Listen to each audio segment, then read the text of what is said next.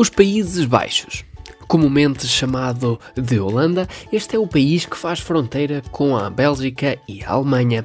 Não obstante, o correto é Países Baixos. A Holanda refere-se à região mais oeste do país, dividida entre a Holanda do Norte e a Holanda do Sul, sendo a parte mais importante economicamente, e talvez daí o destaque do nome. Um belo país, conhecido pela qualidade de vida, desenvolvimento económico, políticas sociais liberais e, segundo a história económica, é argumentável que foram os primeiros a aceitar os sistemas económicos modernos, tais como os que existem hoje. Eles foram os pioneiros em trabalhos internacionais, cooperações e financiamento para essas mesmas cooperações. Foram também pioneiros a sentir os problemas de bolhas de especulação e os reflexos negativos das políticas e dinamismos económicos atuais. A sua economia claramente aprendeu com as suas vitórias e erros. Hoje é um dos países com o PIB per capita mais elevado do mundo, apenas superado por países como os Estados Unidos, a Austrália e um pequeno grupo de países ricos em recursos naturais ou então com políticas económicas business-friendly, como seja a Singapura, Noruega ou Suíça. Fica desde já o convite para verem os vídeos que desenvolvem o programa económico de cada um destes países que já foram feitos e publicados aqui no canal, analisando o sistema económico-social norueguês ou as políticas de atração de grandes empresas pelo país asiático de Singapura, ou então as políticas do Banco Central Suíço no controlo da inflação. Voltando aos Países Baixos, temos ainda de destacar os recursos naturais do país, que correspondem a 25% do gás natural da União Europeia, que, por curiosidade, em março de 2024 o Parlamento decidiu interromper a exploração, por diversas razões ambientais e acordos com os restantes membros da União Europeia. Mas fica a pergunta, como é que os Países Baixos enriqueceram? Bem, é sobre isso que vamos falar hoje. E muito bem-vindos a mais um vídeo de Why Because I Want TV. Este pequeno país europeu esteve na vanguarda mundial muitas vezes, especialmente no que toca a políticas económicas inovadoras. Se olharmos para a sua história, vemos que depois de terem a sua independência, acabou por se tornar um refúgio para os protestantes que fugiam de França, sendo que muitos deles eram comerciantes. Nem por coincidência, se há uma característica de destaque na economia holandesa, é o comércio. Logo no século XVII, o país era o maior império comercial do mundo. Nesta altura em que Portugal e Espanha dominavam o mundo, as explorações e, claro, as rotas comerciais marítimas. No entanto, a Holanda viria a ultrapassar os mesmos e iniciar a decadência dos dois impérios. Como é que fez isto? Bem, introduzindo um novo fator. Até ali, as missões e rotas eram financiadas pelas riquezas da corte, e em uma área que apresentava tantas dificuldades era necessário um valor alto para pagar aos barcos e as viagens. Pois então, na Holanda, viria a ser fundada o que seria a base para as bolsas de valores. Um método de investimento passível de qualquer detentor de riquezas poder investir em troca dos frutos das missões. Foi assim que a coroa holandesa potencializou as suas operações, combinando as suas riquezas às dos seus investidores. É claro que atualmente isto é rotineiro, mas temos de olhar pelos olhos da época, o que foi uma enorme inovação, que permitiu iniciar a época de ouro do país holandês. Embora toda a glória, o poder do Império começou o seu declínio no século XVIII, especialmente após os conflitos com outras potências europeias. No século XIX, a maioria das suas colónias já teriam sido perdidas. No século XIX, então, a economia neerlandesa vivia tempos mais amargos. Com uma fração da influência, uma economia que se industrializava mais devagar e estava a ser ultrapassada pelos países vizinhos. Além disso, a sua posição no comércio internacional vivia na sombra da dos britânicos. Foi aí que o país voltou a inovar. Criaram um sistema que combinava um ambiente business-friendly com o comércio internacional e as novas tecnologias. Adicionalmente, depois da Segunda Guerra Mundial, descobriram ainda as reservas naturais de gás. E como já deve ser de conhecimento geral, foi daqui que se originou a teoria da maldição dos recursos naturais. No fundo, o setor cresceu e tomou uma posição dominante na economia holandesa. Tão dominante que estes ficaram dependentes do setor. Claro que houve muitos frutos, a economia enriqueceu muito. Mas com as flutuações do mercado, quando o mercado do gás teve uma queda, todo o setor económico assentiu.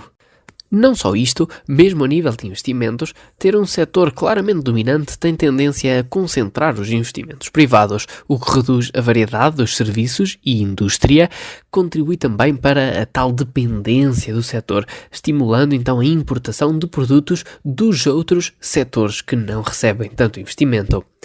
Ironicamente, quando chegou a vez dos Países Baixos pagarem a fatura da enorme dependência do gás natural, o país não foi dos mais afetados, mas muito-se devido à riqueza que já existia no país, antes das descobertas e da exploração do gás. O país viria a resolver, ou pelo menos minimizar a dependência, através de impostos na área que se destaca, para que esse dinheiro pudesse ser investido em serviços públicos e promoção de políticas económicas e sociais que promovesse o desenvolvimento de outras áreas. Estratégia comumente utilizada entre os países desenvolvidos ricos em recursos naturais, como o Canadá, Noruega e a Austrália. Mesmo hoje em dia, os Países Baixos são muito business-friendly, sendo o país escolhido por muitas empresas para ter a sede e poder trabalhar na União Europeia. Aliás, as políticas económicas de persuasão das empresas, como a previsibilidade jurídica, simplicidade burocrática e a carga fiscal, têm sido objeto de aprimoramento. Não só, a população neerlandesa é bastante qualificada, devido aos enormes investimentos em educação, o que facilita na contratação para as empresas. Como disse, o sistema jurídico, conciso e previsível, é também uma das principais vantagens. Veja-se o caso da Airbus, empresa europeia fundada na França, mas que mantém uma parte significativa do departamento jurídico em terras holandesas para usufruir da estabilidade do sistema jurídico holandês. Não obstante, já vimos diversas economias business-friendly aqui. Todas elas com características similares. Então, o que é que diferencia os Países Baixos? Segundo os economistas, é com este ambiente favorável ao desenvolvimento económico, que vem atrelado a uma cultura e sociedade evoluída e igualitária, que traz liberdade às suas pessoas. Outro ponto interessante a destacar é o regime de empregos a part-time ou tempo parcial. Em uma primeira análise, e em muitos casos, ter uma força de trabalho onde existem muitos empregos a part-time tem tendência a não ser um bom sinal. Muitas vezes porque certos direitos e remunerações, para estarem aplicadas, têm de estar em um regime de emprego a tempo inteiro. Mas os governos dos Países Baixos tiveram outra ideia, promovendo as políticas que permitissem a segurança e os rendimentos justos, sem ramificações negativas para quem está em part-time. O país tem entre 30% a 35% da força de trabalho com empregos desta modalidade, sendo que a maioria escolheu estar em part-time. Isto permitiu a entrada de pessoas que em uma situação normal estariam fora do mercado de trabalho, seja por razões médicas que impedem o trabalho das horas totais esperadas, ou então pessoas que, por qualquer razão, não podem ter um trabalho a tempo inteiro e agora podem trabalhar a tempo parcial. Segundo um estudo, é de destacar duas situações. Trabalhadores de idade mais avançada que permanecem na força de trabalho em regimes de horários mais leves e jovens ou adultos que regridem para part-time a quando do nascimento de um filho ou para cuidar de familiares por 1 ou 2 anos, sem perder uma carreira construída ou em construção. Outro benefício desta característica tem a ver com a automação, pois com o desenvolvimento tecnológico e a redução da necessidade de tantos trabalhadores, parece clara a passagem dos trabalhos full-time para part-time, com reduções de remuneração controladas ao invés de despedimentos em massa. Quando analisamos um país como a Holanda, temos de ter atenção que é um trabalho de séculos. A localização, a cultura, os recursos naturais e a história económica contribuíram para o sucesso que é hoje. A construção da infraestrutura, das ligações diplomáticas e económicas já são muito trabalhadas.